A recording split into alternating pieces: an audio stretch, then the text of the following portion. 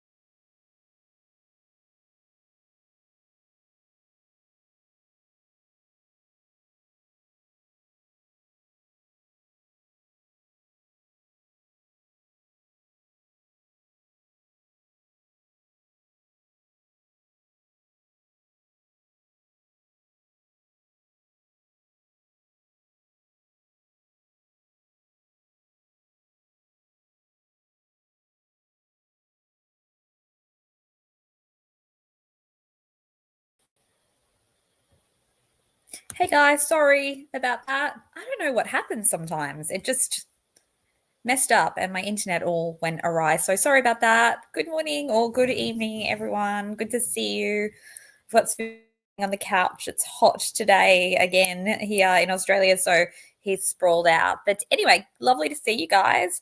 I'm just going to bring up the stuff that we're going to talk about today. We're going to do a more structured live again today, not have the birthday fun we had yesterday. But thank you so much for everyone who wished me happy birthday. That was really beautiful. So, really, really appreciate that.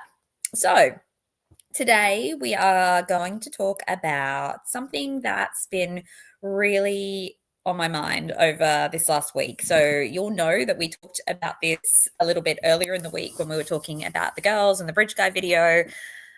But it's around misconceptions about human behavior, particularly. And so we've kind of termed it folk psychology.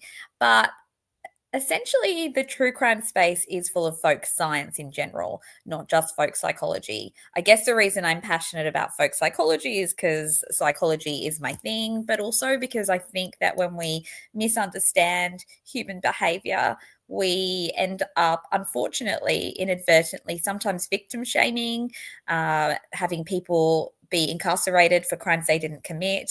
So we're going to talk a little bit more about that today. Sorry, guys, I feel a bit off my game because of the mess up when I just logged in. So I'm going to regroup. Okay, so hello to everybody in the chat. I can see you all your lovely names popping up. Really good to see you all. I may not say hello to everybody today just because I may lose my train of thinking, but I know we've got Heavy and we've got Scott there in the chat saying hello to everyone. There are trusty mods today. Thanks, guys, for being here. Okay, I'm pretty passionate about this today, so I'm definitely going to go on my soapbox a few times, I'm sure. So, we're going to talk about folk psychology and true crime, the hidden reason true crime gets human behavior wrong. Now, this isn't meant to be a lecture. I'm not here to say everybody's wrong and they should get it right. But what I am going to say is there are misconceptions that we probably need to work on clearing up. And that doesn't just apply to psychology, but it applies to true crime and science in general. I'm going to take myself off now. There we go. Okay, so what is folk psychology? Let's get into it.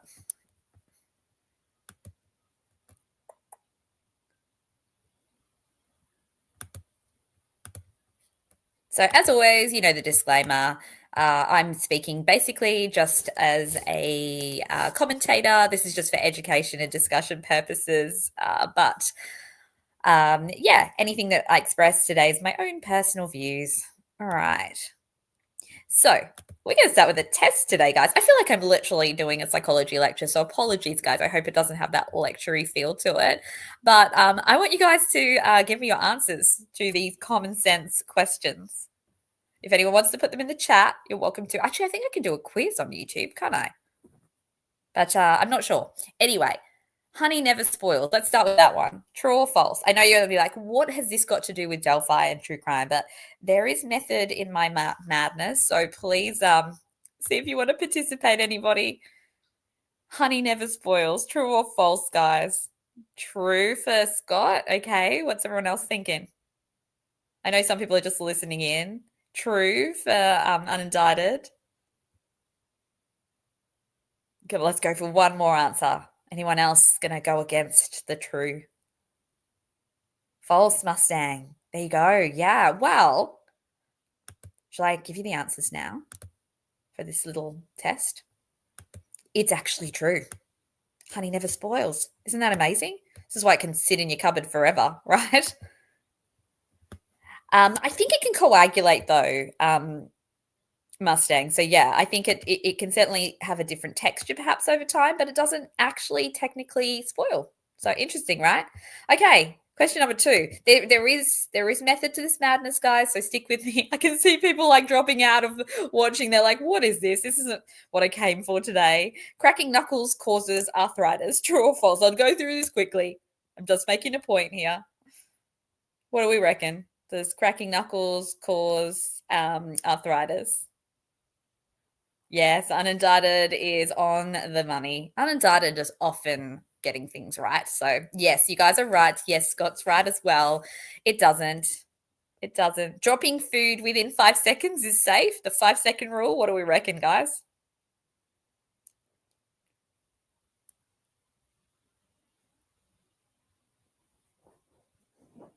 Come on, some new voices in the chat.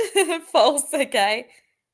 Scott says false. He's on the money. And the final one, yes, unindicted as well. We got the top students here, guys. The star students, unindicted and Scott.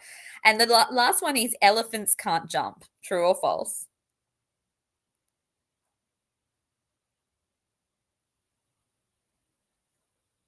Oh yeah, me too. Unindicted. I eat it anyway if it falls on the floor. It's a very OCD thing to like to confront that and be like, if something's on the ground, you eat it anyway. You prove to yourself that nothing bad happens. Hey, Nicole, thanks for joining. Okay, Nicole, let's put you on the spot. Can elephants jump? What do we think? Yeah, I mean, you could just make a guess. Make a guess based on common sense, even if you don't know, because you probably don't. Most of us are probably not elephant scientists. I'm putting you on the spot, Nicole. Here, can elephants jump?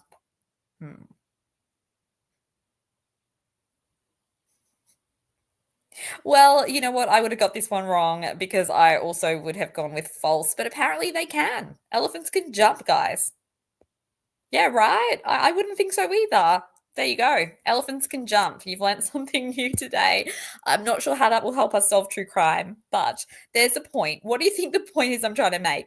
Well, the point is that common sense actually fails us sometimes. Now, I think that the 2 people here in the chat that got, I think, the first 3 right are people who have probably read that somewhere. I know Scott quite well, that he does a lot of research. So, yeah, he's got that science based understanding. We could see he was talking about, I think, ancient Egypt, which I believe is something to do with the honey, right?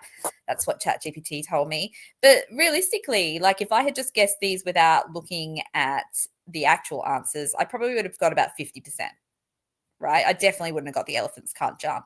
So the reason I'm pointing this out is because this shows up all the time when it comes to true crime. People base their opinions on common sense, right? And I'm not here to say that people's common sense is silly. Not at all. Our common sense is intuitive. It makes sense, but no, me either, unindicted. I'd never thought about them jumping either. I'm with you. So yeah, we're not relying on common sense because we're silly, but we're relying on it because we kind of stick to like common heuristics or rules, right? Because, gosh, I mean, who could know everything about everything? like we've just determined here, most of us are not going to study whether elephants jump. And we shouldn't have to. You don't need to be an expert in everything because, gosh, I mean, who has enough time in the day for that? And that's why the human brain does create these sort of rules and schemas, we call them, like ways of organizing information and making educated guesses, right? And so we do that in true crime a lot of the time. We make educated guesses about what should happen, what could happen, what most likely happens. And I've fallen prey to this, and I'm sure every single person in this chat today or listening to the replay has fallen prey to this as well. Your teenagers know everything, Dita. Yeah, well, I mean, it's quite possible. Adolescents would probably tell us that for sure. But true crime's absolutely rife with misconceptions, and it makes sense because our brains love drama, chaos, conspiracy, and they latch on to the most exciting story long before they latch on to science. Most of us do rely on common sense instead of evidence, not because we're silly, but because no one's born knowing DNA, phone forensics, trauma responses, toolmark analysis, offender profiling. It's a lot, right? And I mean, this case has it all. When we're talking about Delphi in particular, and no one should be expected to be an expert in all of that. We shouldn't have to be. There should be experts in each of those areas that we can rely upon. But unfortunately, in a case like Delphi, where so much has been obscured or suppressed from public knowledge, and where unfortunately sometimes experts can be biased in and of themselves, or not have held themselves to, I guess, do the most exhaustive research, possibly because of financial limitations.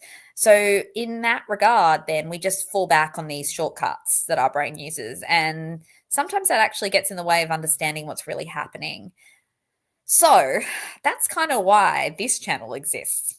And it's not popular for that reason. But what we try to do is take the science behind the case, particularly Delphi in this case. We've looked at psychology, digital evidence, behavioral patterns, and we're trying to make it make sense. But we kind of want to make sure that we do so through an evidence-based lens. So sometimes this means challenging dominant narratives, and pushing back on assumptions. And that sometimes feels pretty confronting, but I think it's necessary. And I'm going to start out today talking mostly about the misconceptions around psychology, because that is my area of expertise.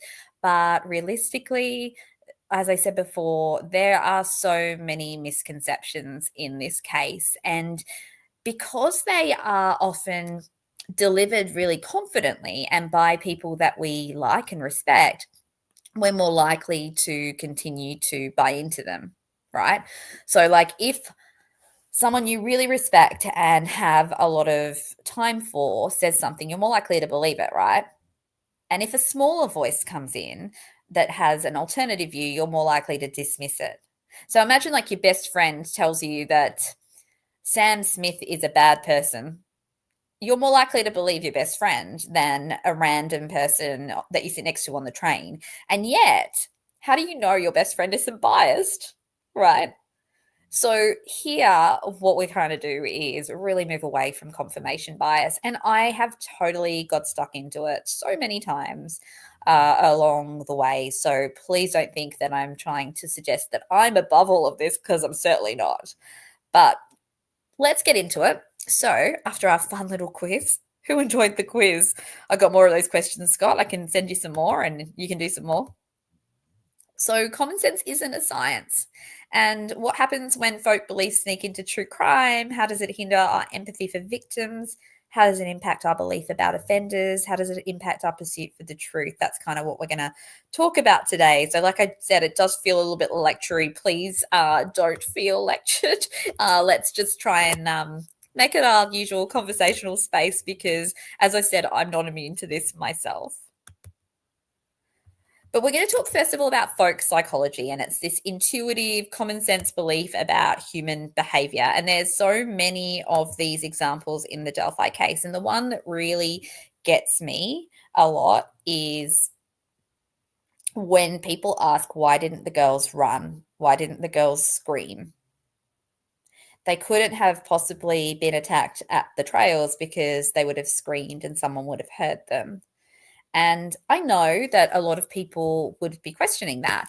Even as a psychologist, when you first see the Bridge Guy video, you go, what's going on? Like, that's weird. Why aren't they doing X, Y, or Z? Right. Like, I absolutely did initially fall into that same pattern of like, well, surely, like, if you're standing there and somebody's approaching you, you might, you could call or you could do something with your phone. You fall into these patterns of just making these assumptions about what would be a normal thing to do in that situation, right?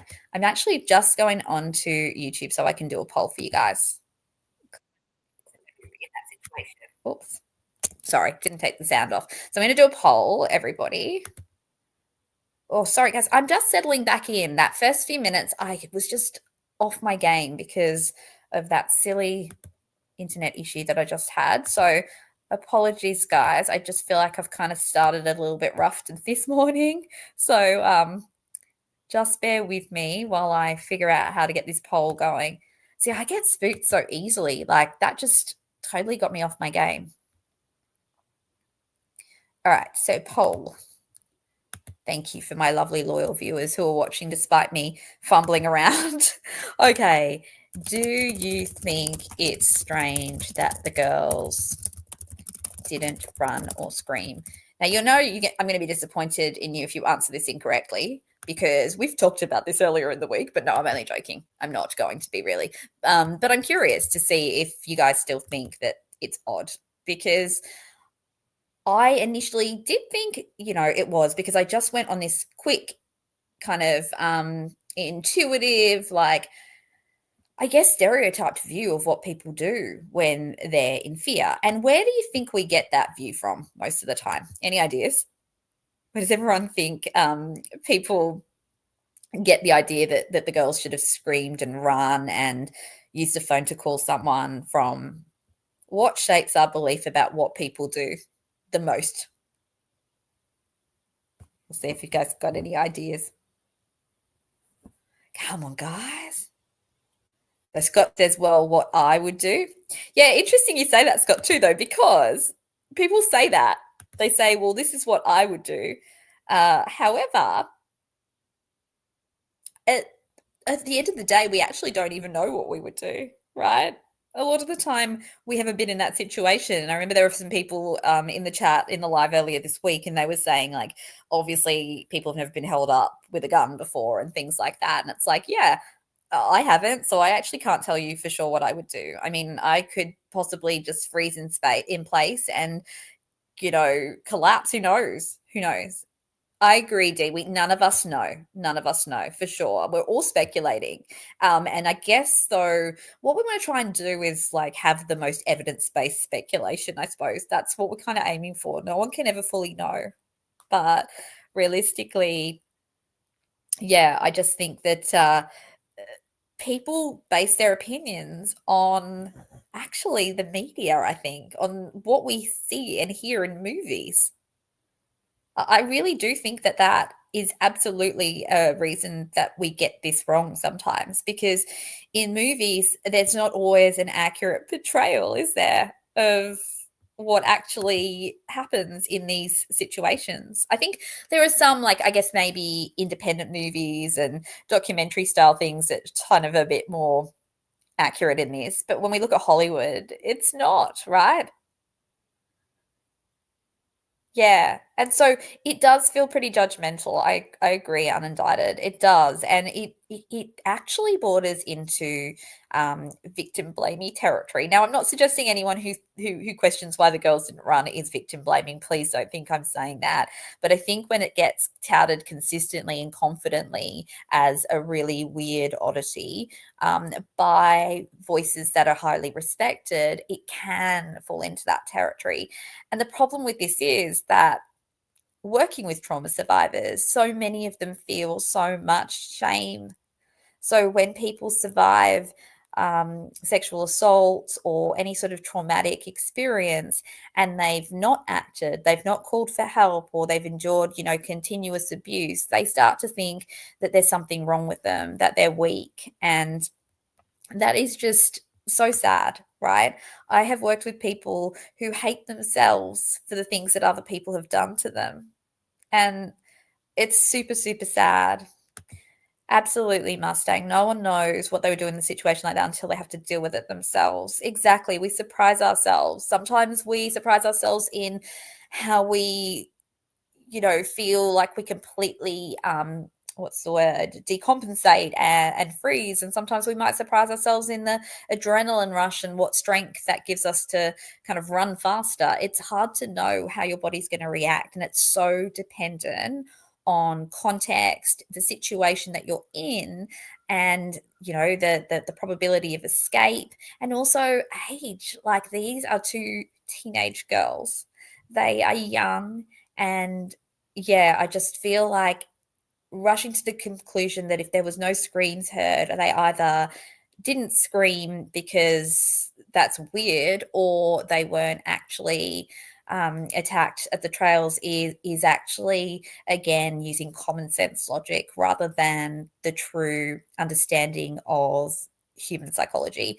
And this happens with the Idaho 4 case. It's very relevant to Dylan Mortensen as well. Now, again, on initial look, that looks suspicious. She saw this guy, she then went back to sleep, she's on her phone on Snapchat, and they don't call the police for hours. Is it 7 hours or something? And it's like, well, yeah, that sounds odd on the surface, but then when we understand trauma and the trauma response, which we kind of talked about in the last live, it's actually not as odd as it seems.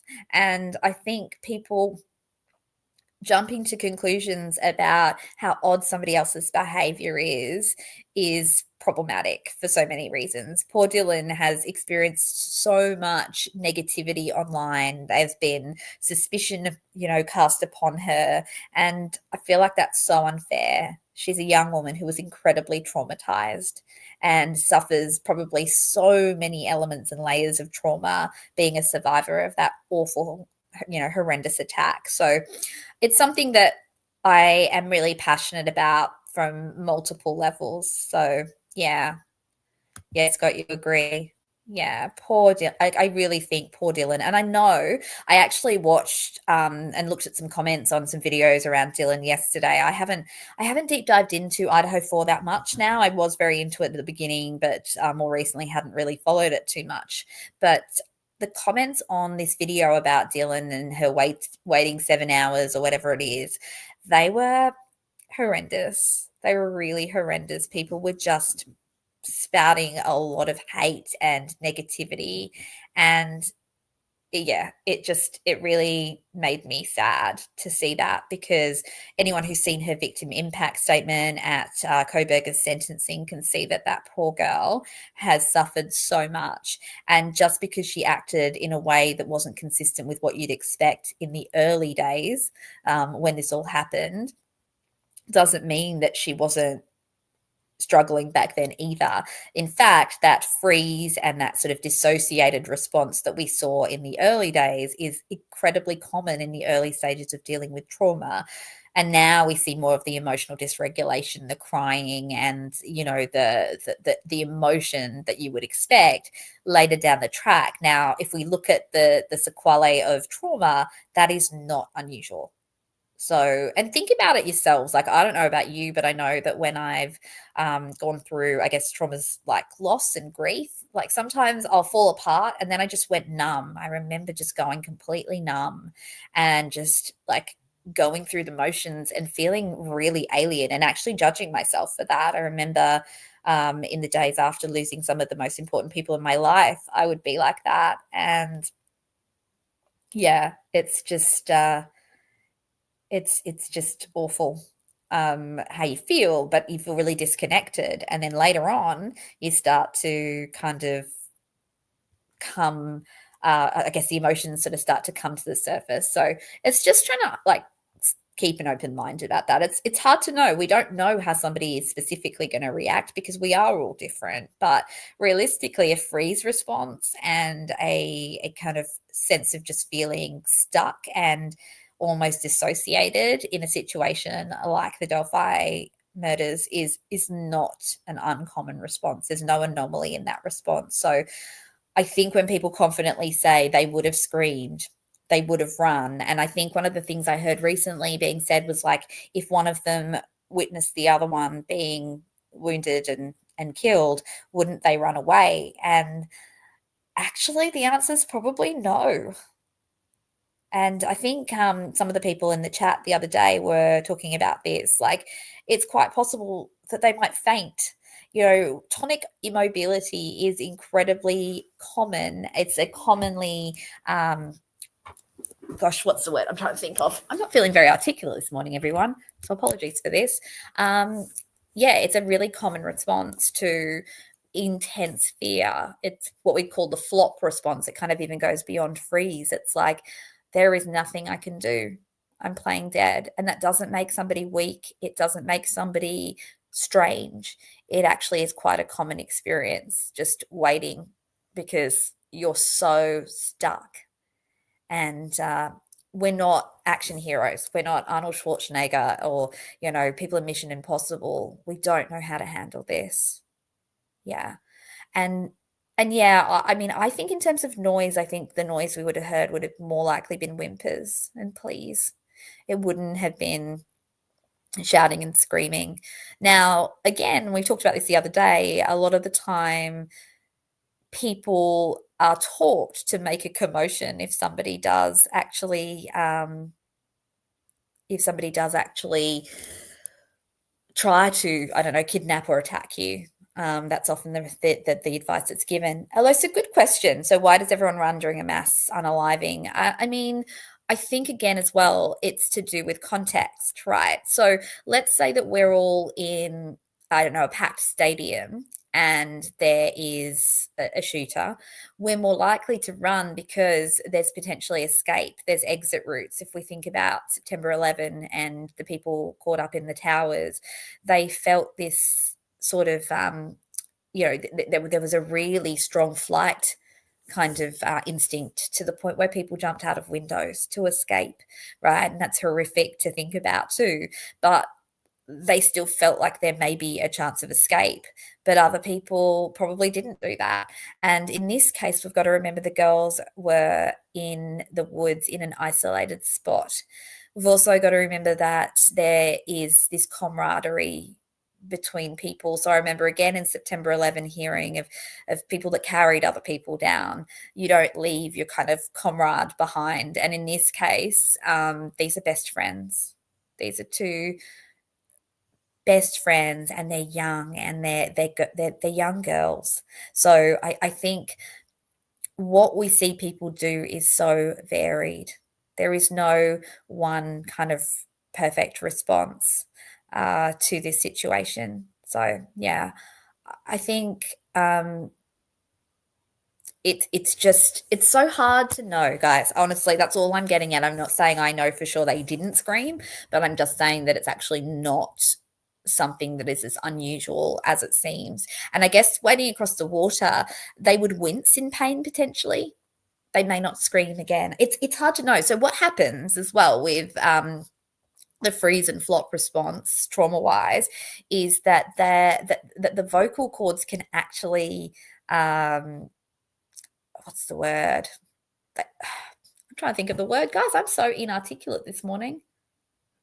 I will come back to you with the right words at some point. But yeah, I guess what I want you guys to think about is that there's a whole lot of research on trauma and on these instinctual responses. And what we do know is that people sometimes do not scream when they are in pain. They do not scream when they are scared. Some do, of course, but it tends to be more, a scream response tends to be more common when there is an idea that there is some ability to escape.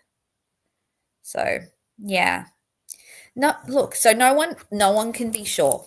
So I know this is really divisive. We can see it's like a 50-50 around the screaming and the running. I wonder, though, I really want everyone to think how much of that is influenced by what we've heard from other people or seen in the media, and how much of that's actually influenced by our own personal experience as well. I think, Mustang, you're bringing up a really good point there. The girls may not have realized they were going to be killed until it was too late. Yeah, I mean, again, this is that fawn response as well. Like, if I can ensure that this person, if I don't aggravate this person, maybe they'll let me go. And we see people do this. They'll give away possessions. They'll do whatever they can to try and appease someone to avoid being hurt as well. So yeah. Look, again, we're all going to make inferences based on what we think, but I really want to challenge everyone to think about what you would feel in that situation, and really try and think of a situation that's similar to this that you've been in, rather than what you think you might feel, if that makes sense. So we've got lots of different opinions in here. I can see there's people who think that the girls, would have run and screamed. There are people who think that they wouldn't have. There are people who think that there was an intention for the killer to kill the girls. Others who think there isn't. I think, personally, everyone knows my opinion on this is that it was planned and that there was an intention to kill, but the girls wouldn't have necessarily known that. So, yeah. So I think what a lot of us don't always clock is the freeze and the sort of tonic immobility flop response. We think of fight and flight, and that is the most common stuff that we see in the media. And it is a common reaction to fear that feels escapable, that feels somewhat manageable, I suppose, that there's something you can do. But if you feel like there's nothing you can do, sometimes people do just completely freeze and essentially just wait for whatever it is to happen. And I can definitely tell you again that a lot of sexual assault survivors feel a lot of shame about that. They really feel like they were weak, and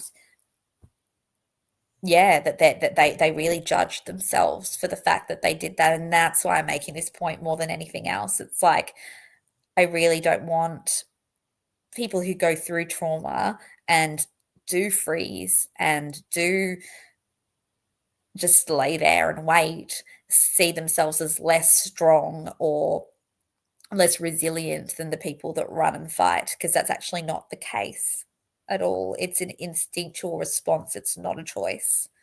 And so if somebody does stop and wait, it's not that they are choosing to do that. Yeah, I hope I'm making that point, guys. I really feel like I'm not super articulate today. And I know that a lot of people are a bit dubious about this idea. I think a lot of people are still unsure about this freeze and this sort of silent response. But we see it in the Bridge Sky video, particularly from Abby. We see she doesn't make a sound. She's very, very quiet as she stands there, and she definitely seems like she's in that sort of frozen state that Dylan Mortensen also talks about. Yeah, I don't. I thank you, Scott. I hope I am. Like, I really don't want to sound preachy either here, but it's just it. I'm actually like, it really upsets me when the girls or anyone gets shamed for their response to threat, because it really is something that's just so hardwired into us, rather than a choice or a moral judgment in terms of behavior. Anyway, okay, so folk psychology, I mean, that's just one point. That's actually just, it's not the whole story, but it's one point around how people may misinterpret things in true crime. So I feel like this is still an area that I'll probably do some more videos on, because I think the trauma response is something that is not well understood. by the general public. And as I said to you guys previously, even as a psychologist, it wasn't super well understood for me at times because I based it on how I act. Like I'm someone who would probably cry and scream, not because that's the right thing to do, but because I'm a person who very much has emotions that flow out of me very strongly. But that doesn't mean in that situation I would actually, to be honest, when I say that, I probably wouldn't in that situation. I've never been in that situation, so I couldn't really be tested and understand how I would have responded, if that makes sense. I just contradicted myself, but anyway, we'll get there. All right. So, so this is the first one we just talked about. So, the victim behavior myths. So, I'd run, I'd scream, I'd fight. Freeze is the most common immediate response to danger. Trauma responses aren't conscious choices. Kids stay together. People obey armed threats. Stillness is adaptive. It's not a weakness. So, yeah, sometimes we think if we just stay still, if you think about it out in the wild, if you just stay still and you lay there, then potentially the perpetrator will leave you alone. They'll think you're already dead or they won't see you there. So I guess if we think of a school shooting, if you lay under a desk, you may be less likely to be the victim than someone who's running. So you don't actually know what's going to be most adaptive in a situation. Okay, so we've tackled, I suppose, or we've started to talk a lot about the victim stuff, and I'm passionate about that. I think that unfortunately, each of the different camps in this case fall into different categories. So the people who believe Rick is innocent often fall into this category here because I feel like there's a really strong, what's the word? A strong drive to distance Rick from the crime by saying that the crime didn't occur at the crime scene. Now, as you all know, I am absolutely on team Free Rick Allen because I do believe that Rick is innocent of this. However, I don't think that just trying to create a narrative that means he definitely didn't do it is the way to go if that narrative doesn't actually add up. So for me, I do believe that the crime occurred on the trails. I do believe the fairly quick timeline, and that's based on the phone data, and that's based on the geography of the location. And I don't think that that means that Rick is guilty. So sometimes we also may have a tendency to stick to the myths that we hold because we want to continue to bolster the story that we believe. Okay, so I do think that this is more a tendency of people who believe that Rick is innocent to do this sort of it couldn't have happened there. It couldn't be as per his confession because otherwise he would have heard the girl scream. They couldn't have crossed the creek because otherwise they would have screamed. And yet, I don't think this is what we need to help exonerate Rick. I think there's many more things that are going to be able to hold up to the test of science to support Rick. Now, this one is going to be for the other side of the equation, and this is often more the people who think Rick is guilty, and these are sorts of comments we hear on this side. We hear things like there's snap offenders, there's a situational offender, the adult onset, no prior deviance, and again, there are adult onset offenders, there are situational offenders, but we sometimes, again, fall into this stereotype, this idea that it's far more common than it really is. And I've heard people challenge me based on what they've seen on Crime Investigation Network, for example, before. They'll say, well, there are so many cases that, of people who are middle-aged and they are reactive to I don't know, they react to something and they lash out. And it's like, again, this suggestion that this is more common than we think, and just because Rick hasn't been accused of any other crimes doesn't mean he hasn't committed them. There's plenty of people that get away with crimes for years, and it's like, again, there's this tendency to basically overgeneralize maybe a few select cases, or to not look at the actual details in those cases, which is kind of what we're doing in the Forensic Unicorn series. I'm just going to go back to the chat. I think I love it when the chat's kind of going, but sorry, that's probably why I'm a little bit inarticulate at times, because I love reading your questions at the same time. So Let's have a look. So Duckin says, I have a question a bit off topic, but related to human behavior. I was told it means something if one blacks out in a mutual physical fight and comes to after it's over. I'm not sure actually. I'm not too sure about that, Duckin. I'll have a look into that a little bit more if you like. I'm trying to think about it. I guess sometimes we have that sort of blind rage response, maybe the automaton response, I think they call it. I definitely remember learning about that in forensic psychology. Certainly not an expert in it, but I'll look into it for you for sure. Erin's saying we did not happen according to the narrative argument because we think Rick's innocent. We discovered evidence for that years before. Yeah, sure, Erin. And like, I'm not suggesting either that everybody falls into that category. So yeah, no, I'm not suggesting everybody's sort of creating a narrative, but I think that that there are in some cases, and this is on either side of the spectrum, and including myself too, a tendency for us to have developed an idea and then find it hard to kind of integrate contradictory information, I suppose.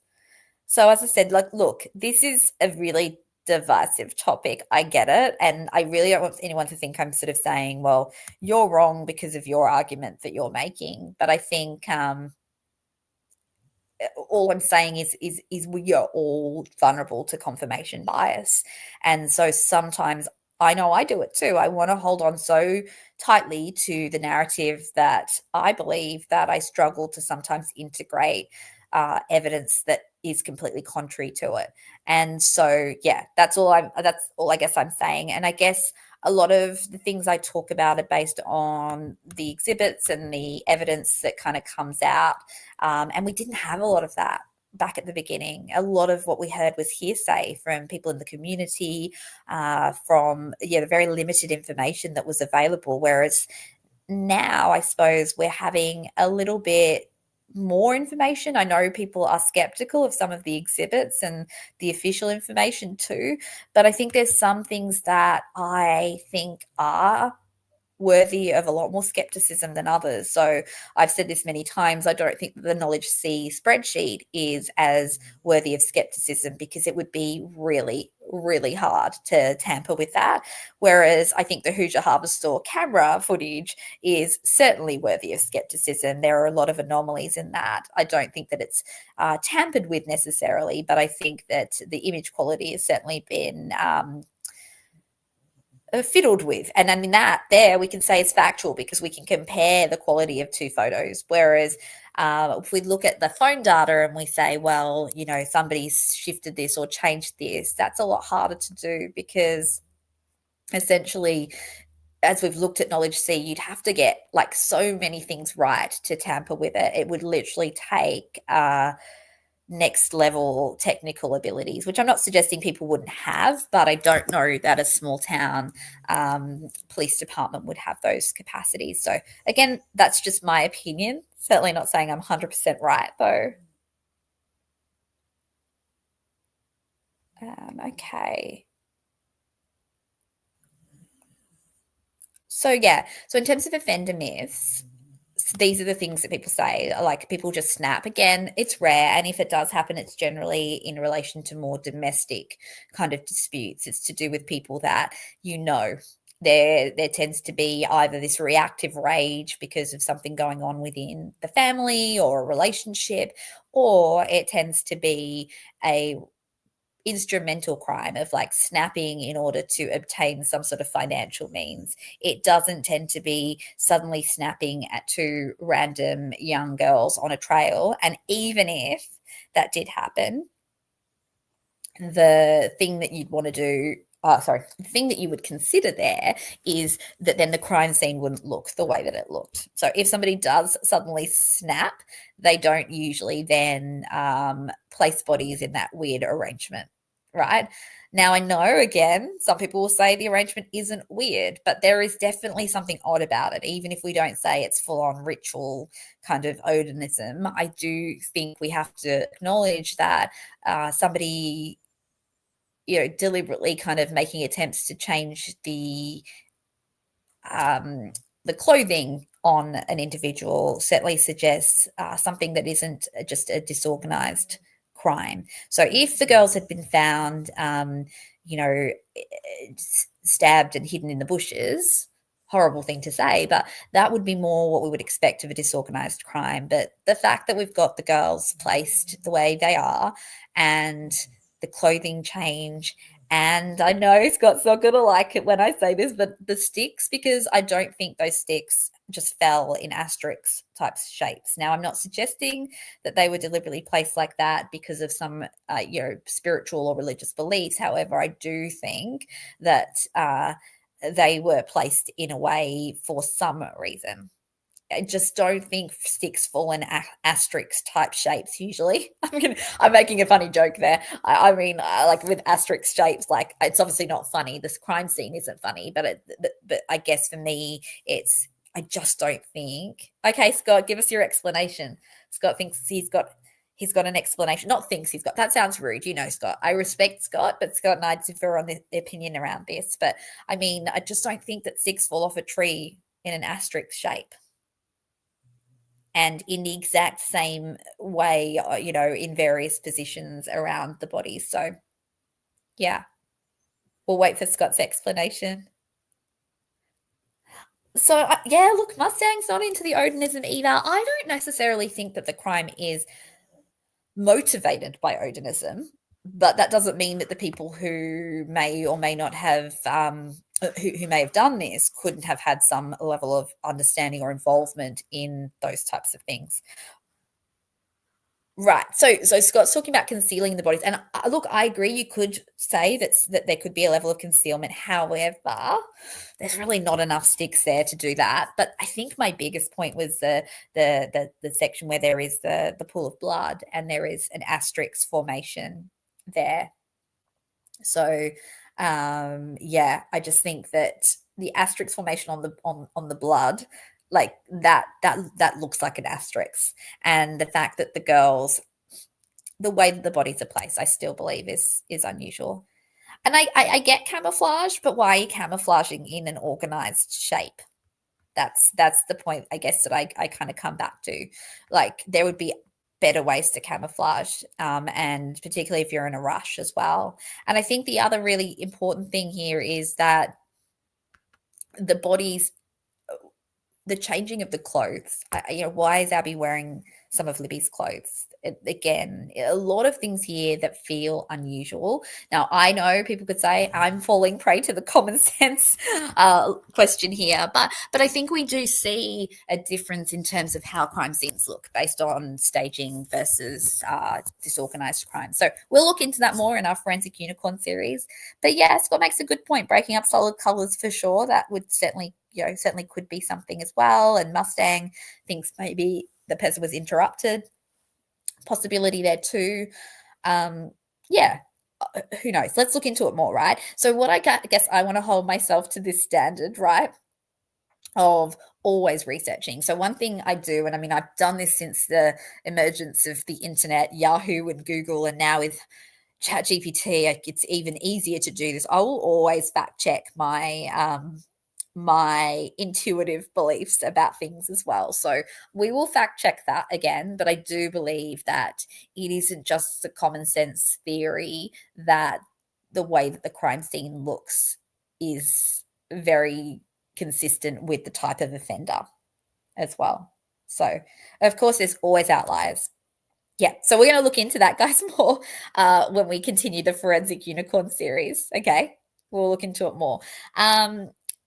One of the things that is so important here, though, is that almost all serious offenders, in fact, according to the research that I've done, and I have not found one adult onset offender of sexual homicide that does not have any earlier markers of deviance, right? So even Russell Williams, who I know I keep teasing that we're going to talk about, even Russell Williams is somebody who showed some markers, not necessarily full-on deviance, but some markers before the crime spree that he went on. So the majority of offenders that engage in a crime like this will have markers of deviance. Now, this is different to the offenders that might have different motives, like family homicides and things like that. But we're talking here about the murder of unknown juvenile victims, particularly, but any unknown victim at middle age as well. So, yeah. Okay. Guys, I hope this is okay today. I just feel like I'm totally off my game today. So apologies. Well, if I just feel like super inarticulate, I didn't have enough sleep last night. So maybe I should have delayed today. But I hope, I know this stuff's contentious too. So I'm like thinking that hopefully people are not getting too offside with this. Like, I don't always have the most palatable opinions, I know. So apologies if anyone feels like I'm disrespecting their opinion. I really don't mean to do that. I have had opinions based on common sense as well. As I mentioned, like even as a clinical psychologist, I was like, I looked at the bridge guy video initially and didn't see the trauma as clearly either. So, like, I'm not suggesting I'm immune from this. I think we all use heuristics. We all use these quick formulas for understanding people's behaviors. So please, again, do not think that I'm suggesting anyone here is silly for their belief system. It's not silly. It's actually just the way that the human brain works. We often have so much stuff to process that we're not looking deeply at all of the different layers and complexities of things. I don't. It's interesting because people often say to me, as a psychologist, are you constantly psychoanalyzing people? And the truth is no, because to be honest, I wouldn't have the energy to do that. I literally would say I'd only really psychoanalyze people in my life when they are hurting me usually. That's usually when you'll get a diagnosis. No, only joking. I wouldn't diagnose, but if you hurt me, if you do something that upsets me, that generally makes me more inclined to analyze your behavior. But usually, like if we're all good, I'm not analyzing anybody's behavior. Right. So I guess what I'm saying here is that as a psychologist, I don't practice my analytical skills and my mindfulness. My kids will tell you I don't practice mindful listening with my kids. I do it really well when I'm in session with a client, but when I'm face to face with people who I know and love, I'm this chatterbox that doesn't listen very much or, is engaging in too many things at once. So our brains basically are about efficiency. They're not about getting things right. Yeah. Oh, thanks, unindicted. You guys are all in a food stupor. Good, good. I think I planned this last minute too. Usually I like to kind of sit and mull on things before I do them. And I've noticed something. Do you know what's really weird? When I do the digital stuff, I feel so much more confident. And it's so silly, right? Because I'm not a digital expert. But I think it's because there's less to lose with the digital stuff because I could just be like, well, I wasn't an expert anyway. So if I got it wrong, it doesn't matter. Whereas and with psychology stuff, I guess there's more to lose, right? I'm like, this is supposed to be my area. I need to know what I'm talking about. But also, I think that, like I said, whenever I know that things that I'm going to say are not as easy. Well, not as easy. I don't mean not as easy, like as in they're difficult. It's more like they're not as easy to palate because people don't want to know that they're wrong about things. I don't like being wrong. We've all seen it when I got something wrong and I didn't like it. We're like, no one wants to be wrong. So I get it. I get it. Let's have a look. I'm just missing some of the chat. So it's really nice to see you, and we haven't seen you for a while. So I'm really glad that you're here. Yeah, Erin. Is it Erin or Erin? I shouldn't say Erin. I think it's Erin, but please let me know if I'm saying it wrong, Erin, as well. But I agree with you. I do feel like there were multiple people too, and I do think that there's some facts that align with that. But again, I'm always happy to fact check. But yeah, I'm in agreement. But really nice to have you back here, Erin. We have missed you. I haven't seen you for a while, so please know you're always welcome here. And yeah, even if we disagree about things, just know that there's the utmost of respect for everyone. Oh, here's our first member, Short Bus. Nice to see you, Short Bus. Good to have you in the chat. What's short bus say? Hey, if I'm wrong, I'm wrong. If I'm a twat, not, I'm a twat. What did I miss wrong? You missed me telling everybody they're wrong, short bus. No, only joking. What we were talking about is, what is a twat not? I don't know what a twat not is. We'll have to do some research on that, Scott. But what we're talking about today is just, again, confirmation bias and folk science, but particularly folk psychology. So the tendency for us to sort of jump to conclusions based on what we think is common sense. And common sense, guys, is really just what we learn from society. So it's not always common sense, because society doesn't always have common sense, does it? We're just trying to figure out, like, how much of what we hold on to as beliefs in this case or in true crime is actually about fact, and how much of it is actually just things that we've heard other people say over and over again, or we've seen in the media, or just an instinctive kind of like, that must be the way it is. So Erin, it's Heron.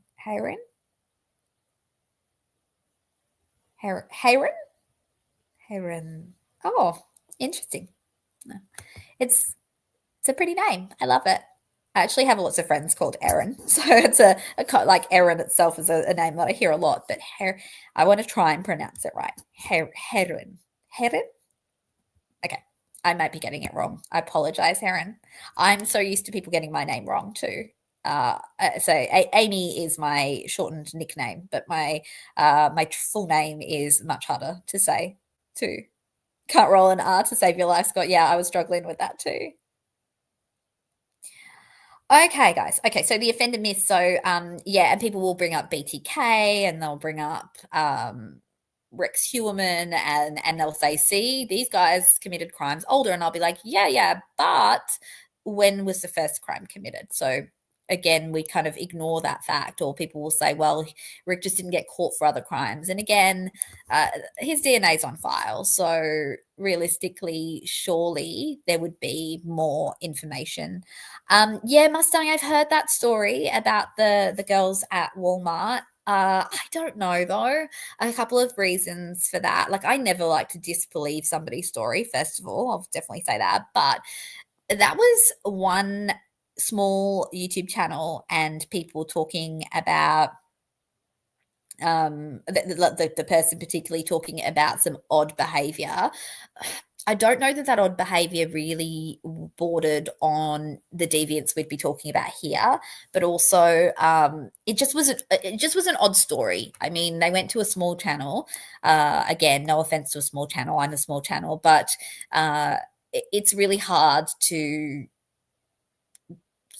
understand and validate the credibility of the story. And then secondly, I found it odd that they were talking about, or that this particular person was talking about going to Rick's house for barbecues and things. It sort of sounded like that's a friendship to me. And I'm not saying that in a friendship someone can't actually be friends with someone who then does the wrong thing by them as well. But yeah. Oh, hey, see-through. No, we still haven't talked about Thomas Bruce. Don't worry. We've postponed that. I'm in my soapbox today about folk psychology. So we'll get to it, see-through. We'll definitely get to it. But we're talking more today about how we apply folk psychology, like folklore kind of principles, common sense principles, and what the media shows us to the way we see true crime cases. So, yeah. Okay. So with Mustang, just going back to that interview, it's one person and they did it under anonymity, which totally understand again in this space, but on a small channel. And the story, I just don't know that it was consistent. And I think if there had been complaints made about Rick in that regard, I feel as though, and again, I may be wrong here, so the legal people can absolutely correct me on this, but would that not be something that potentially could come up in evidence? I don't know. But even if not, I think like journalists would have found this stuff, right? Oh, you've had two people. Yeah, I haven't, Mustang. I've just had one. And I saw one person on Reddit who actually had like really positive things to say about Rick as a person. And I think that was someone who'd worked with him at CVS. So I'm not sure. I think Yeah, I just think that by this point, it's been 3 years now that his name has been circulating, that we would hear some more credible stories in the media specifically about him, like we have with Thomas Bruce and Russell Williams. Okay, guys, so we I know we're going on lots of different tangents, but totally okay to do that because we're really looking at the various different myths, I suppose, and speculations that come up. And as I said, always happy to be corrected on any myths that I might be sharing too. Okay, so here's the interrogation misinterpretation as well. We've got nervous means guilty, calm means innocent, couples behave in ways consistent with their dynamic, not other projections. Situational psychology is more important than surface appearance. So there's a lot of stuff that we're going to get into around interrogations as well when we kind of compare how Rick is in his interview to say someone like Russell Williams and how he presents. And I think even people who believe Rick's guilty had to admit that in the interviews with police, Rick really didn't present as someone who actually looked guilty, to be honest, anyway. But yeah, one of the things that I've spoken about a lot is the interaction between Rick and Kathy and the statement about the bridge. And I still go back to, I want you to think about what you really would do if someone that you loved, that you trusted, was in a parkland, a trails area at the time of a murder, and what questions you would ask. So I actually have a story like this. I just remembered that. I don't think I've ever mentioned this before, but my dad, when I was younger, I probably would have been about 10 or 11 at the time, he was in a shopping center when there was, I think, a stabbing attack or something, and the whole shopping center was locked down. It was really scary. And he was there, right? Now, I don't know. I mean, I think the perpetrator had been caught and stuff, but I wouldn't have actually asked him, which shop did you go into? And were you in that shop? And what did you do? And, I just think we've got to remember couples don't ask those questions. You're not interrogating your partner. I don't think you are. And again, maybe I'm now going on my own common sense here and my own perspective, but I honestly think that if there were research on this, that's probably a very niche area, but I think if there were research on this, I think we'd probably find that trusting wives of a couple of decades probably aren't going to ask their husband, were you on the bridge? Where exactly were you? I think she may have said, oh, did you see the girls? What did you see? Sure. I mean, that's a normal curiosity, but I don't think that she would be saying, where exactly did you go and what did you do? And I just don't think that's the point that most of us would jump to when we're considering people that we actually have a good relationship with. I don't know what you guys think, but that's my impression. And again, this is one of those scenarios where people jump to a conclusion and they don't actually even think about what they would do in that circumstance. So I know we were saying sometimes there can be a bias if we assume what we do is the right thing, but I think sometimes people don't even go to that level. They just go, that's weird, So yeah.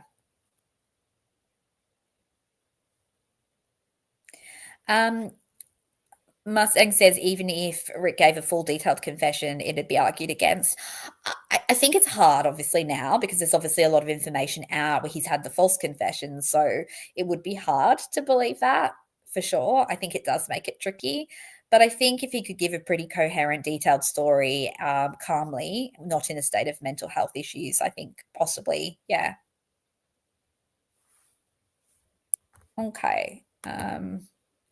Memory miss. This is another one that gets me so much because I think why it gets me is because when we watch true crime stuff and we hear lawyers like the law tubers, do many people say they know the law better than a law tuber? I don't think that they do.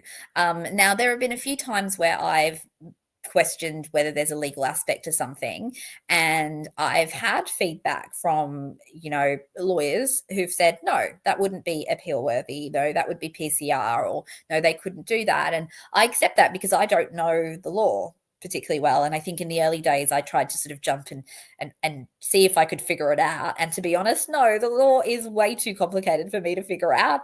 And so I'm absolutely happy to defer to lawyers if they say something is or isn't appellate worthy, or what is appeal versus PCR. I didn't know the difference when I came into this case. But one thing I've noticed is the same doesn't apply for other sciences, particularly, probably not all other sciences, but particularly psychology.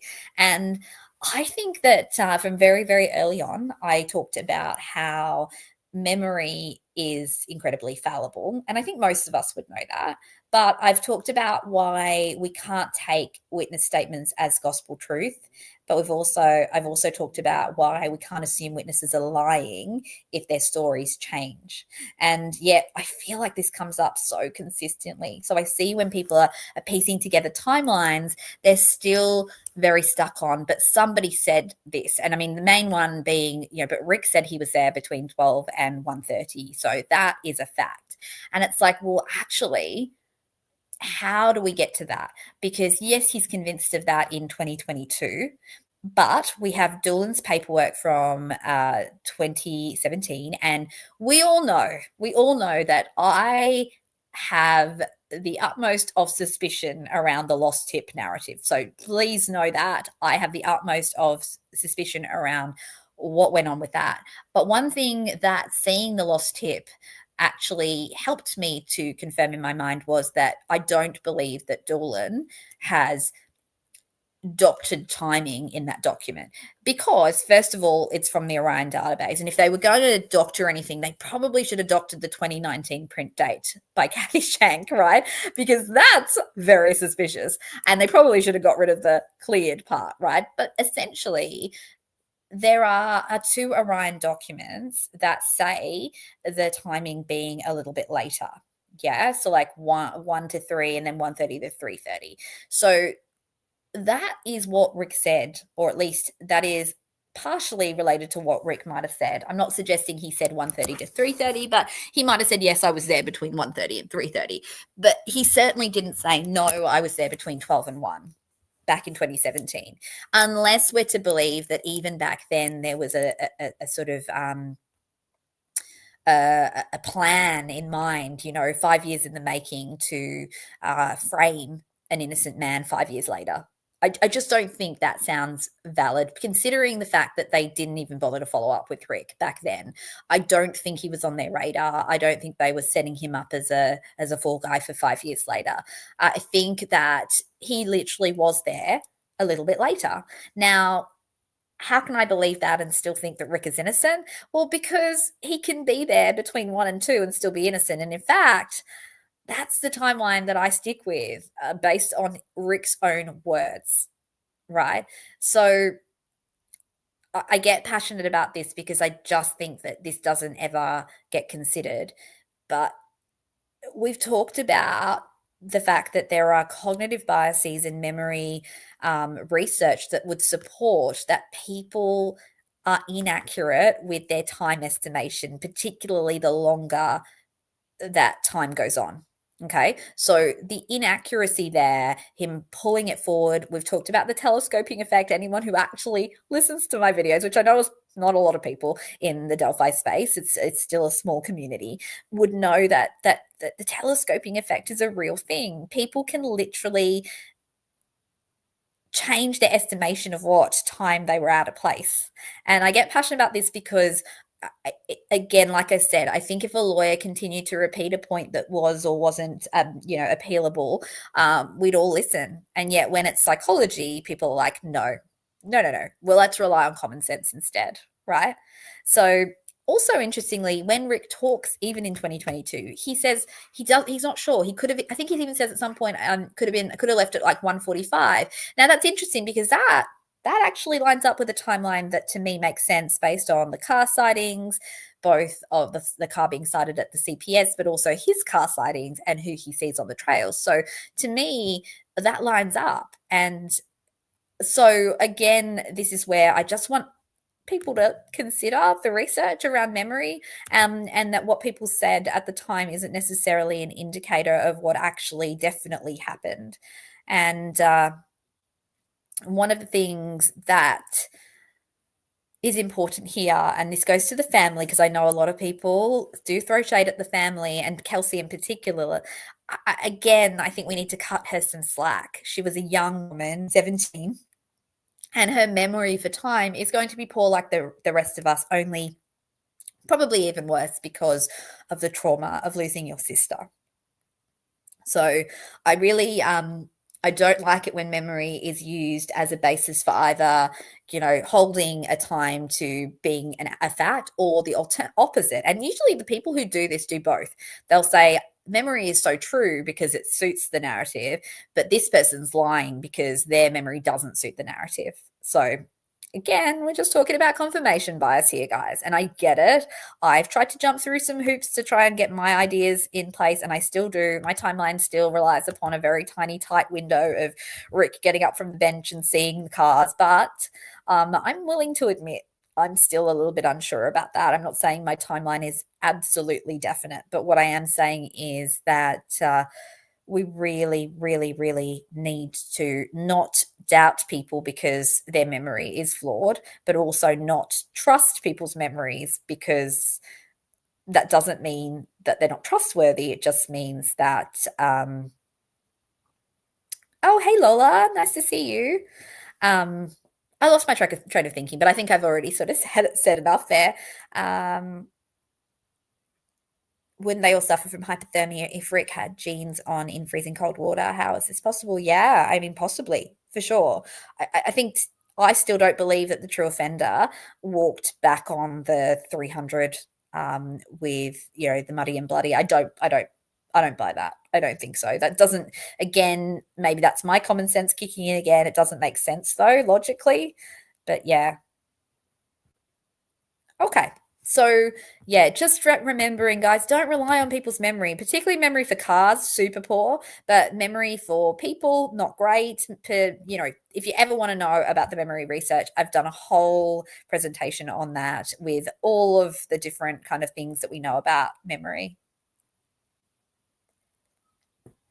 So, yeah. Okay. Profiling myths. I mean, this is common. People think that they can tell if someone's dangerous, they can spot a liar. We're really bad at lie detection. A lot of serial offenders can appear normal on the surface, as we know. Most dangerous people are rarely the ones that look scary as well. So, I mean, that's probably just a general idea that we kind of have. It's interesting because actually, if you go back historically, they used to try and determine by face shape, I think it was. I think it was to do with like brow and things like that, whether people were psychopathic and criminal. But that failed. There really isn't any proof of that. Okay, so here's the Delphi case and some of the folk psychology that appears. So, misreading the girl's behavior. So, when people think that the bridge guy video is just a fun video of the girls, you know, Libby just walking around recording, the camera framing, the fact that it's recorded off a lock screen, the fact that the girls don't talk to each other, Abby is deadly kind of silent. There's so many ways that can be interpreted as trauma, and I think it's misread a lot of the time. Misinterpreting Rick as a snap killer, so saying, well, there's a situational sexual offender. Well, that's actually a typology that isn't actually backed a lot by actual evidence, I don't think. Misunderstanding what compliance in kids means, over-reliance on intuition instead of data, applying Hollywood physiology instead of real trauma science. And then we've got misreading cell phone, video behavior, interrogation, body language, etc. So there's so much here that we use our common sense for that probably isn't particularly helpful. And we're going to talk about some more that go outside of psychology in a minute too. So I've talked about this before, and I'm passionate about this, guys. I am passionate about neurodivergence, of course, and this is where this concept was first coined quite a while ago now, I think about over a decade ago, but it applies in a sense to everyone, and this is the double empathy problem. So miscommunication happens between people with different experiential worlds, and actually, essentially, that's all of us, because we all have slightly different experiences.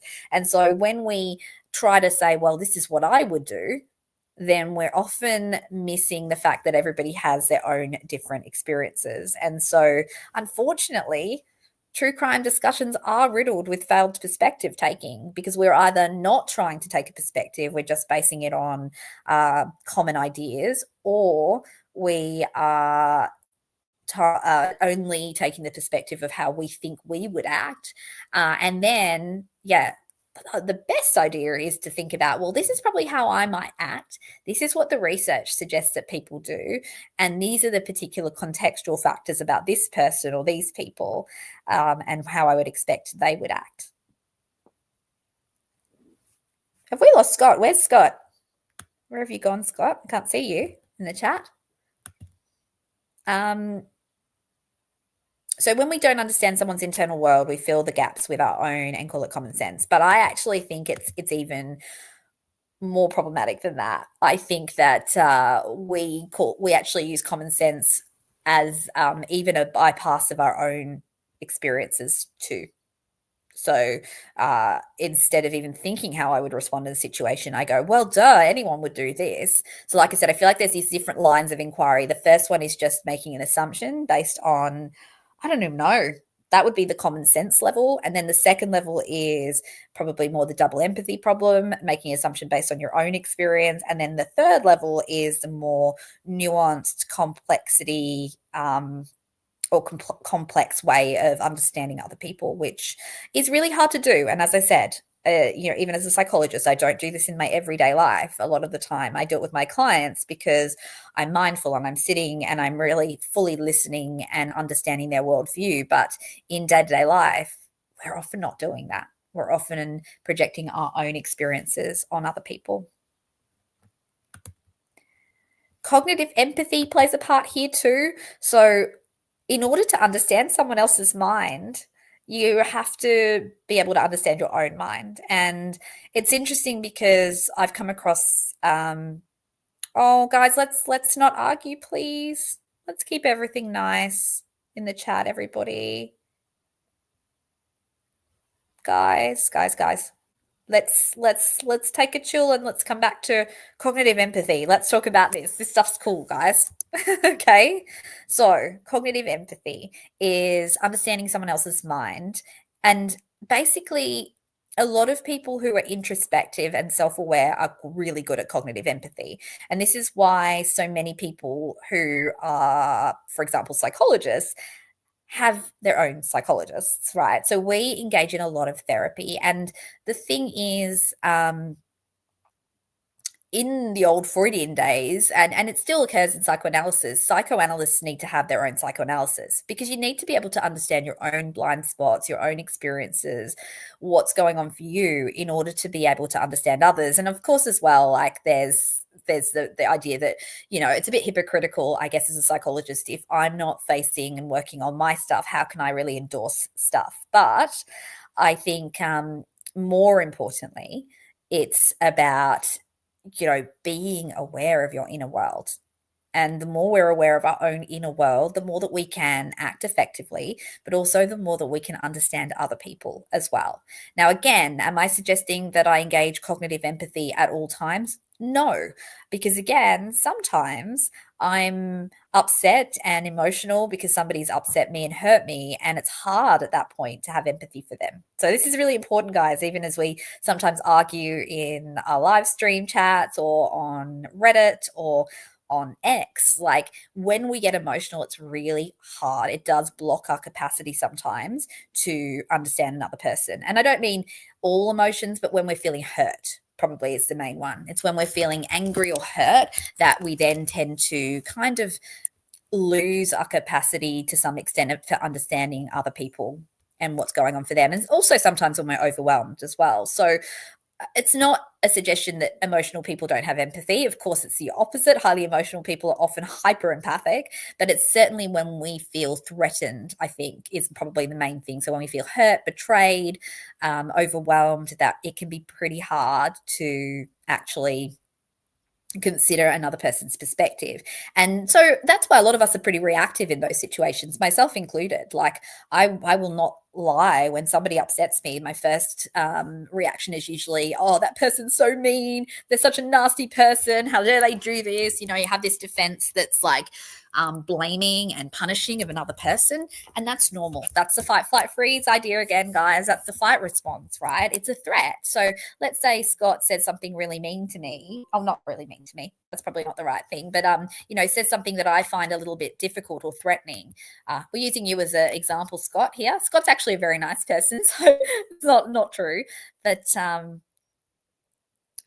basically, if somebody says something and it hurts my feelings, then my first point usually is to be defensive. It's to say, well, Scott doesn't know anything anyway. Scott's a mean person. Scott's this, Scott's that. And that is actually what we call a narcissistic defense. Now, I'm not suggesting, though, that if we have a narcissistic defense that we're a narcissist. In fact, it's just a very common defense mechanism. The difference between a narcissistic defense and be a more full-blown narcissistic personality is that a narcissistic defense is usually flexible. It's fleeting. So what I would find is that if Scott and I disagreed and I felt like he'd been rude to me, I'd be like, well, Scott's an idiot, he doesn't know what he's talking about. And I'd probably bitch and vent to Nana G about Scott. Sorry, Scott, I'm throwing you under the bus today. And then, though, once I've cooled down and calmed down, I would go into thinking about, what else might be going on in that situation, why Scott might have reacted the way he did, and I'd be a bit more curious about him too. And that would be the cognitive empathy kicking in. I know, Scott. I'm pretty sure that this will be on X later. And you can you can become friends with Keith, because then you guys will have this shared dislike of me. Scott, real problem, Scott. But yeah, we all do this, don't we? Like, I think most of us are able to see this in ourselves. Again, if we're self-aware that we do sometimes have a narcissistic defense. So I don't know. I don't know if you guys agree, but I know I definitely have that. And then once I've cooled down and calmed down, I have curiosity for the other person. And then I'm able to sometimes then I still yo-yo between Scott's the problem, Amy's the problem, Scott's the problem, Amy's the problem. And then usually we want to rest in this middle place if the relationship is important enough, where we repair, where we go, Scott, like, I own my part in this, but also you hurt my feelings, and that's repair, right? And so when we have conflict, it doesn't actually ever need to be a big problem. I'm deviating now off our topic, and also just mindful, guys, I'm only going to be able to go for another 8 minutes. I have a client, but I may come live again a little bit later and we'll continue this discussion. I think I want to do this one again because, like I said, I feel like I've gone all over the place today, but we'll definitely do this again at some point. But yeah, so I would basically then come back to Scott with a lot more empathy for him, as well as still having empathy from my perspective. So empathy isn't always about like being kind to somebody else and agreeing with them. That's fawning. Empathy is about understanding both perspectives. Yeah. Okay, so we don't want to dehumanize anyone, guys. Like, ideally, and I'm not suggesting, again, I'm not trying to tone police, because of course we all dehumanize each other when we're feeling triggered. That's actually a really understandable fight response. But the majority of the time, once you actually step back and look at a situation and look at a person, you may disagree with them, you may still feel appalled by their behavior, but you can usually get a good grasp of why they do that. And usually it comes from a place of their own hurt or insecurity. Doesn't mean you have to forgive everyone. Being highly empathic does not mean that you have to be kind and forgive everybody who's ever hurt you. But what it means is, trying to, sometimes for your own peace of mind, if you can understand why someone behaved the way they did, then it can actually help to soften the blow of their behavior as well. And it can help you to feel less despondent about the world, I suppose. Okay, anyway, so I went off on a tangent there. Oh, I'm limited. I've only got 6 minutes to go, guys. I'm so sad because I'm enjoying this now. I'm getting into the groove, but we'll reconvene. Don't worry, we'll reconvene. And I hope this has been helpful, guys. Like, I really do hope. I wasn't overly planned today, and I hope that I don't ruffle too many feathers with what I'm saying, because I know this can come across as tone policing or suggesting that everybody's wrong and I'm right and things like that. Like, I know that I'm when I get passionate, sometimes people can really misinterpret that as me trying to be disrespectful to other people. I'm not going to lie. Sometimes, of course, I have a defense mechanism too. Like if people are saying things that ruffle my feathers, I'm sometimes reactive to. Everyone's ganging up on Scott, right? Oh, Scott. Scott's got a wrench though, guys. He can kick all of you guys out. What's going on, Lola? Lola said, wow. Let me know.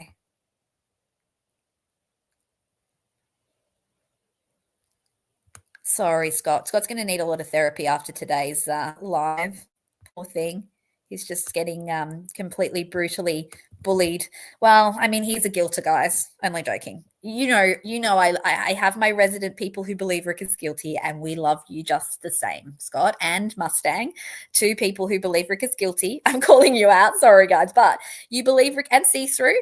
I think as well. There's a few other people in here who believe you're a minority. You're about a 25% of the population that follow the channel, but you're pretty well represented in my chats a lot of the time, playing devil's advocate. But we are a community that does not mind if people believe things that are different, as long as we're not casting aspersions on people, and as long as we're not shaming the victims. That's one thing that I probably get more upset about than anything else. Okay, so yeah, as I said, interpreting everything through the lens of society, the media, and other sources of information that are not grounded in facts and research is the biggest problem. Because at least even if you're thinking about yourself and what you think, oh, hey, Becky, nice to see you, then you're at least going to get closer to empathizing than if you just rely on sorry guys, I'm reading the chat at the same time. Guys, look, there are certainly personalities that ruffle each other's feathers in this community. We all know that I am not well liked on X, and I've got lots of people who find me really problematic and difficult to listen to. And, so I totally get it. Like, so everybody who's felt like they've been mistreated, I totally understand that too. It makes a lot of sense. So just know that I'm with you. But you know what? When we focus on what they're doing, the people who are against us or disrespect us, it does take us off our game. So I'm not here to police that. Like, of course, everyone needs to be able to vent and talk about their experiences, and I do that too when I have spoken about mine. But I also always want to say to you guys, like, when other people mistreat you and disrespect you, that's a reflection of them, not you. Okay? Please don't get locked up in a battle around it, because all that's going to do is continue to hurt you. And I'm not suggesting I've been immune from that. I've certainly stood up for myself many, many times with people who have bullied or misrepresented me, and I will still do it at times, but most of the time now I'm like, I got it out of my system. ChatGPT hears a lot of my bitching, guys. So, but yeah. Okay, guys, 2 minutes to go. So let's just quickly I just want to go to the Delphi myths. So these are the ones that I'm going to keep talking about, guys. Now, the people who believe Rick's guilty fall prey to some, and the people who believe Rick's innocent fall prey to others. And some of these I've already covered in my previous lives as well. Mustang, if you're happy, I can send Scott your email address if you send it to me on Discord. Or you guys could add each other on Discord as well. But yeah, I can happy to facilitate contacts between these people who believe Rick's guilty. Gosh, we're growing their community. No, only joking, guys. So these are the ones that I want to cover. So the bullet match the gun, you all know what I think of the tool mark analysis. That was actually not a super popular live, but if you want to go back, I'm going to make all of these into shorter videos for people who don't want to watch the long lives. But the science there, it's not tool mark analysis that I'm against, but what I do have a problem with is the way that it was applied in this case. The DNA just keeps coming up as an issue. This is actually Nana G's area, so we'll get some of her input before I do a video or a live on DNA. I just don't think it's as suspicious as it's made out to be. So in that case, I'm probably going a little bit against a lot of the Free Rick Allen people. And then we've got the girls wouldn't leave the house with an uncharged phone. This one's a really interesting one because I've heard it said so many times and I'm like, gosh, I would. But I looked into it. And interestingly, I'm going to tell you about the research because the research suggests they really would. So this is one of those times where common sense doesn't apply. The girls would have screamed. We've talked about that. Not enough blood at the crime scene. I've mentioned that before. Clothes and shoes weren't muddy enough. Mentioned that before, but we'll talk about it more. Middle-aged men can snap and kill strangers. Not likely. Innocent people don't confess. We all know about 25% of people who are exonerated based on DNA evidence have confessed. So an iPhone can't record a video from a lock screen. We've got our 10-year-old video, I think, from an Indian tech channel that suggests that that actually can happen. Definitely, there's no way a phone could flicker back to life. Had to add this one in, guys. Cold shock theory. Trademark cold shock theory, guys. And GPS location timestamps are created every time you use Snapchat. No, sorry, Cecil. I hate to pull rank on you when you're the expert, but that's incorrect. Audio output route change is definitely headphones. Nope. It isn't. So again, I know I'm going against experts here after saying people shouldn't suggest I don't know what I'm talking about. I'm an expert. I'm going against experts. But no, you can absolutely tell me if I'm wrong in my area of expertise, because I usually do have things that I'm going to be wrong with, because you can never know everything, even about your field of expertise. So look into the Dunning-Kruger effect, guys. I love citing that because it's so important. Yes, Scott, you know what I'm thinking, don't you? Catfishers target, this one's going to come up. Catfishers target and murder two victims. This is a myth. There's never been so we'll talk about that afterwards as well. Time of death is always able to be estimated. We're going to talk about this science stuff a little bit more. I'm going to get Nana G's input, like I said, because she's the science geek in our family, or at least the biology and chemistry one. Memory is always correct. People are lying if they change their story and details.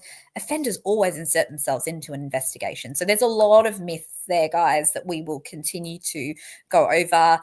This channel here is about a science-backed view of true crime, particularly psychology-backed, but all science. I love science. I am very much a science-minded person, and I don't love all science. I mean, physics and electromagnetic fields is not my thing, but the science as applied to true crime, that's what we're going to keep getting into. I think that's kind of the niche that I'm trying to carve, I suppose, or not trying to, but I feel like I am carving in the true crime space, and making sure we have a good dose of compassion and curiosity as well. That's the motto of the Daisy Asks channel. Now, I better go because I have a client.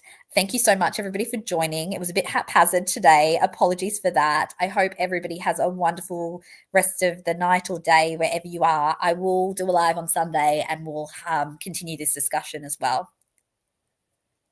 Oh, I love it. Erin's got the best quote. We're going to end with that. I'm an expert on everything about Dunning-Kruger. Front of t-shirt. You got the joke. Back of the same shirt. I love it. I love it, Erin. I'm gonna actually, you know what? If I ever have enough people watching my channel to do merch, that's gonna be our merch. Okay, Erin, you have come up with the best one, right? Now, please, guys, know that everybody's welcome here. Let's try and continue to have a really compassionate, kind community. If you're feeling upset about anything that's said in my videos or said in the chat, you can let me know personally. You all have my email address. You're welcome to reach out because I'll always take on board any feedback as well. All right, guys, have a great day. Bye.